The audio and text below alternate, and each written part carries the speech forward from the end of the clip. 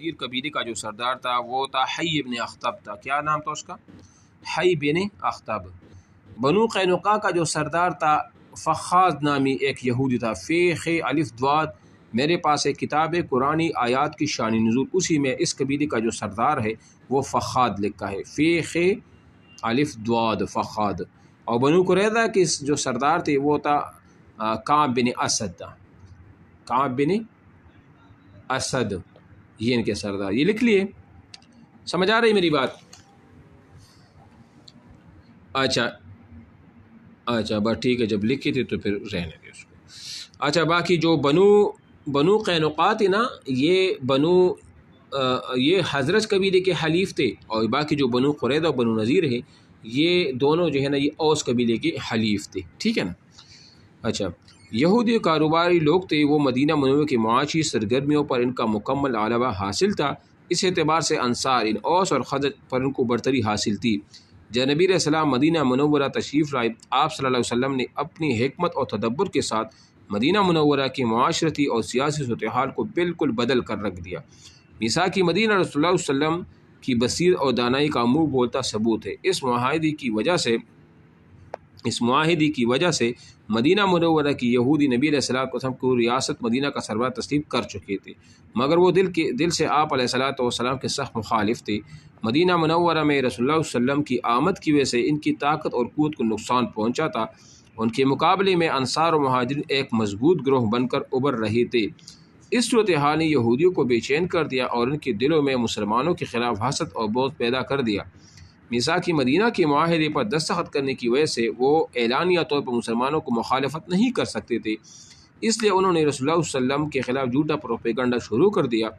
وہ سادہ دل مسلمانوں کو مختلف ہتھ کنڈے استعمال کر کے شکوک و شبہات مطلع کرتے تھے. نبی علیہ السلام کی خدمت میں حاضری ہوتے اور آپ علیہ السلام سے طرح طرح کے سوالات کرتے. ظاہری طور پر آپ صلی اللہ علیہ وسلم کی حمایت کا اظہار کرتی، مگر در پردہ آپ علیہ السلام کے خلاف سازشوں کا جال وہ بنتے تھے. ٹھیک ہے. یہودیوں کے ساتھ ساتھ اوس اور خزرج کے لوگ بھی اسلام کے سخت مخالف تھے. یہ لوگ زبان سے مسلمان ہونے کا اقرار کرتے تھے مگر ان کے دل اسلام کا انکار کرتے تھے. یہ منافقین کا گروہ تھا، اور منافقین کا جو گروہ کا سردار تھا نا وہ تھا عبداللہ بن ابی. کیا نام تھا اس کا؟ ہلو عبداللہ بن ابی بن سلول تھا نا، ان کے دادا کا نام ہے نا عبداللہ بن ابی بن. ایک ہی بندہ ہے نا، ایک ہی ہے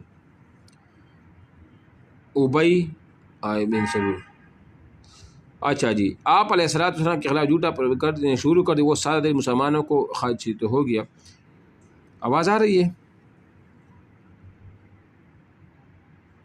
اچھا، یہودیوں کے ساتھ ساتھ اور خزرج کے لوگ بھی اسلام کے ساتھ مخالف تھے. یہ لوگ زبان سے مسلمان ہونے کا اقرار کرتے تھے مگر ان کے دل اسلام کا انکار کرتے تھے. یہ منافقین کا گروہ تھا. یہودی اور منافقین کا آپس میں گہرا لگاؤ تھا. یہ دونوں مل کر اسلام کی بڑھتے ہوئے قدموں کو روک دینا چاہتے تھے. عبداللہ بن ابی منافقین کے گروہ کا سردار تھا. نبی علیہ السلام کی مدینہ منورہ میں تشریف آوری سے پہلے اہل مدینہ اس وقت کی مدینہ منورہ اور ارد گرد کے علاقوں کا بادشاہ بنانے کی تیاری کر رہے تھے. تو نبی علیہ السلام کی آمد کی وجہ سے لوگوں کا توجہ کا مرکز اور محور محمد صلی اللہ علیہ وسلم کی طرف ذات گرامی بن گئی. عبداللہ بن ابی کو اس بات کو بہت دکھ تھا. وہ سمجھتا تھا کہ اگر نبی علیہ السلام مدینہ تشریف نہ لاتے تو میں بادشاہ ہوتا. اسلام کی بڑھتی قوت کو دیکھ کر یہ شخص بظاہر مسلمان ہو گیا مگر دل سے اسلام قبول وہ نہیں کیا. اس کو اعتقادی منافق کہا جاتا ہے. کیا کہا جاتا ہے؟ اعتقادی منافق. ٹھیک ہے. کفار مکہ عبداللہ بن ابی کی برے ارادوں سے پوری طرح باخبر تھے، اس لیے انہوں نے اسے خط لکھا کہ تم محمد صلی اللہ علیہ وسلم کو اپنے شہر سے نکال دو. عبداللہ بن ابی نے اپنے حمایتوں کے ساتھ کوشش کی مگر بری طرح ناکام ہوا. تاہم یہ اپنے گروہ کے ساتھ مل کر نبی علیہ السلام کے خلاف کوئی نہ کوئی سازش تیار کرتا رہتا اور یہودیوں کی تمام سازشوں میں ان کا شریک رہتا. منافقین اور یہودیوں کی شدید خواہش تھی کہ کسی نہ کسی طرح رسول اللہ صلی اللہ علیہ وسلم کی قوت اور طاقت کو کمزور کر دیا جائے اور مسلمانوں کو مدینہ منور سے نکال دیا جائے. ٹھیک ہے نا. غزوہ بنو قینقاع. جب مسلمانوں کو غزوہ بدر میں فتح حاصل ہوئی تو یہودیوں نے مسلمانوں کی دشمنی میں کلم کلا اپنے حسد اور کینے کا اظہار کرنا شروع کر دیا. ایک دن ایک مسلمان عورت بنو قینقاع کے بازار میں کوئی چیز خرید فروخت کرنے لگی تو یہودی دکاندار اس کے ساتھ نہایت بدتمیزی سے پیش آنے لگا۔ انہوں نے اس کا چہرہ ننگا کرنے کی کوشش کی۔ جب عورت نے ایسا کرنے سے انکار کیا تو یہودی دکاندار نے اس عورت کی چادر چپکی سے کسی چیز سے باندھ دی۔ جب وہ عورت اٹھنے لگی تو کپڑا بندھا ہوا ہونے کی وجہ سے اس کی چادر اتر گئی اور وہ ننگی ہو گئی۔ عورت کی چیخ و پکار سن کر ایک مسلمان عورت کو یہودیوں کے چنگل سے چھڑانے کے لیے وہاں پہنچا تو یہودیوں نے اسے قتل کر دیا۔ کسی مسلمان کو اس طرح کلم کلا قتل کر دینا میثاق مدینہ کی صریح خلاف ورزی تھی۔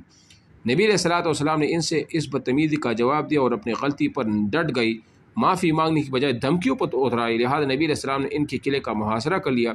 اس موقع پر عبداللہ ابن ابی نے یہودیوں کی حمایت کرنے کی کوشش کی اور ان کو چھوڑنے کی درخواست کی۔